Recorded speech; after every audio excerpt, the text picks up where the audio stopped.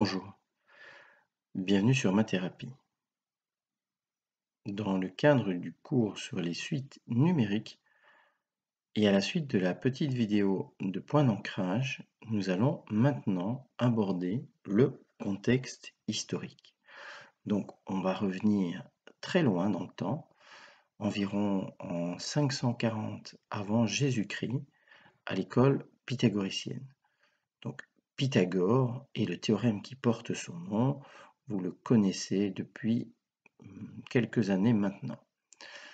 Ce que vous devez savoir, c'est que Pythagore, après avoir dû fuir Samos en Grèce, parce qu'un tyran le chassait, il est parti en Italie pour fonder une secte semi-religieuse et semi-mathématique à Crotone. Donc là, sur la petite carte ici en dessous, je vous montre donc aux alentours du 6e et 5e siècle avant notre ère, quelles étaient les cités grecques et leurs colonies et les cités phéniciennes et leurs possessions.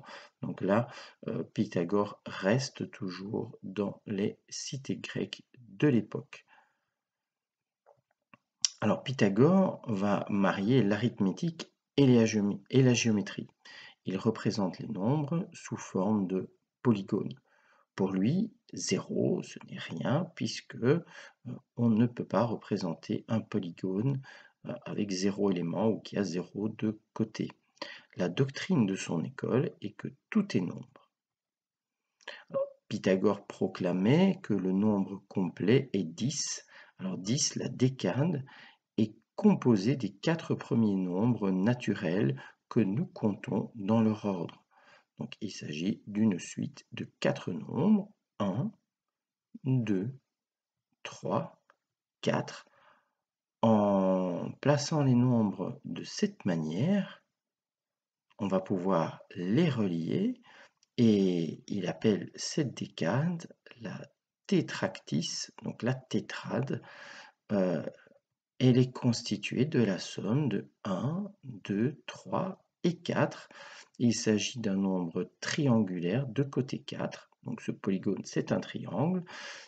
Et on représente le nombre 10 de cette manière dans l'école pythagoricienne. Alors selon Pythagore, tout nombre est représentable par le quotient de deux nombres entiers, donc c'est la définition pour nous aujourd'hui d'un nombre rationnel. Donc à cette époque, les Grecs ne connaissent pas encore les nombres réels. Pythagore lie les nombres à la musique, une note juste et la relation entre la longueur d'une corde que l'on fait vibrer et la hauteur du son émis.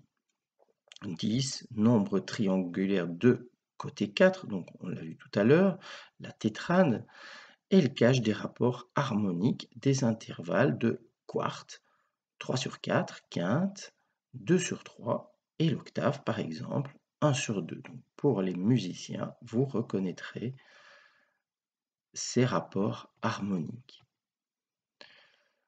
Mais autour du théorème de Pythagore, donc au VIe siècle avant Jésus-Christ, il va y avoir toute une série de troubles. Alors tout d'abord, Pythagore n'aurait pas inventé son théorème. Ce serait lors d'un voyage en Égypte qu'il aurait remarqué que des architectes se servaient d'une corde un peu bizarre à 13 nœuds, donc une corde avec 12 segments, et ils s'en servaient pour tracer un angle droit, notamment pour construire les célèbres pyramides, en pliant cette corde au 4e nœud et au 8e nœud. De cette manière, on fait apparaître un triangle rectangle. Entre le premier et le 4e nœud, on a un segment qui vaut 3 unités. Entre le 4e et le 8e, un segment qui vaut 4 unités. Et le théorème de Pythagore nous rappelle que la somme des carrés, donc 3 au carré plus 4 au carré, 9 plus 16 égale 25, est égal au carré de l'hypoténuse. Donc l'hypoténuse vaudrait 5, puisque 5 au carré vaut 25. Alors les troubles vont apparaître avec un des disciples de Pythagore, Si on commence à travailler dans un triangle rectangle isocèle dont les côtés de l'angle droit valent 1, le carré de l'hypoténuse, en utilisant le théorème de Pythagore, va valoir 2. Mais c'est le carré de l'hypoténuse qui vaut 2. Alors, que vaut l'hypoténuse? Les pythagoriciens, qui connaissent à cette époque uniquement les nombres rationnels, vont se mettre à rechercher des nombres entiers dont le quotient vaut la mesure de l'hypoténuse. Et cherchent, et ils ne trouvent rien. Et pire, Hippace de Métaponte va découvrir que l'on ne pourra jamais trouver deux nombres entiers dont le quotient au carré vaut 2. Alors, il aurait demandé audience auprès du grand maître Pythagore pour lui présenter la démonstration suivante. Il va montrer que racine de 2 ne peut être un nombre rationnel. En supposant que racine de 2 soit un nombre rationnel, il pourrait s'écrire sous la forme d'une fraction que nous supposons irréductible. On aurait que racine de 2 est égale à a sur b, où a et b sont premiers entre eux, donc deux nombres naturels, deux nombres entiers premiers entre eux. Par élévation au carré, on trouve que 2 est égal à a carré sur b carré, et par conséquent, k carré est égal à 2b carré, ce qui signifie que a carré est un multiple de 2, c'est donc un nombre pair, et que a est également un multiple de 2, est également un nombre pair. Et puisque a carré est un nombre pair, ça voudrait donc dire que b carré soit aussi un nombre pair. Et donc, que a carré et b carré soient tous les deux divisibles par 2. A et b auraient donc un diviseur commun, ce qui est absurde puisque nous avons supposé au départ que a et b étaient premiers entre eux et donc n'avaient pas de diviseur commun.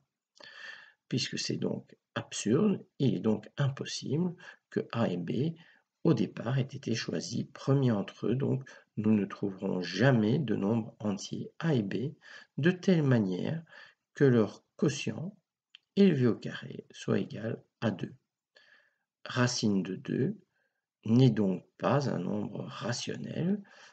Hippace de Métaponte aurait dit qu'il était incommensurable. Alors Pythagore est très embêté. Il comprend très bien l'étendue de cette découverte et son école est directement menacée. Il aurait donc demandé à Hippace de Métaponte de se taire, car cette découverte est terrifiante et dépasse tous les disciples de l'école pythagoricienne. Cependant, Hippace de Métaponte n'aurait pas pu tenir sa langue. C'était un secret qui était trop lourd à porter pour lui. Il a avoué toute sa vie à l'école pythagoricienne.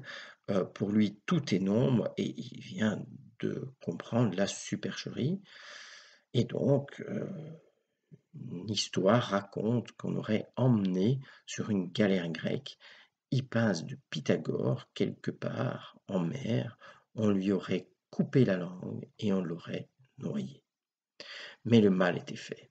Cette découverte va priver les Grecs d'établir un lien entre l'arithmétique et la géométrie pendant de nombreux siècles.